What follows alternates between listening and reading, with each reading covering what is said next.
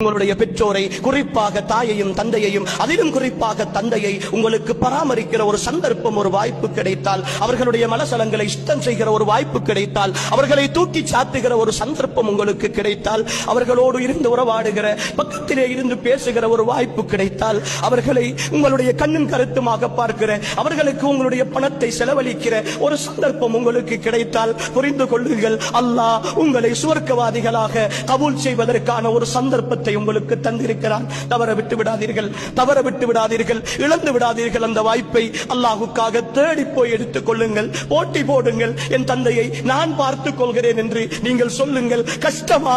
பொறுமையோடு இருங்கள். சிரமமா? வேலை போகிறதா? நேரம் போகிறதா? சம்பாதிப்பதில் சிக்கலா? அல்லாஹ்வுக்காக பொறுமையோடு இருங்கள். இந்த உலகம் முடிந்துவிடும் சகோதரர்களே. பராமரிக்கிற என் தந்தை மௌத்தாகுவதற்கு முன்னால் நான் மௌத்தாகி போவேன். ஆனால் என் கபர் இருக்கிறது, என் மஹ்ஷர் இருக்கிறது, என் ஸிராத் இருக்கிறது, என் சூனம் இருக்கிறது. எனக்காக என் தந்தையையும் தாயையும் நான் பராமரித்ததற்காக, அவர்களுடைய சொல்லை கேட்டதற்காக, அவர்களை கௌரவப்படுத்தியதற்காக, அவர்களை கண்ணியப்படுத்தியதற்காக, எனக்காக என் ரப்பு தயாரித்து வைத்திருக்கிற அத்தனை சந்தோஷங்களும் அவுஸத்து அபுவாபில் ஜன்னா, அவுஸத்து அபுவாபில் ஜன்னா, சுவர்க்கத்தினுடைய நடுவாசல் எனக்காக என் தந்தையின் மூலம் திறக்கப்பட்டிருக்கிறது. அந்த சந்தோஷத்திற்காக என் ஈமானிய உறவுகளே, பெற்றோர்களை அல்லாஹ்வுக்காக சுமைகளாக நினைத்து விடாதீர்கள்.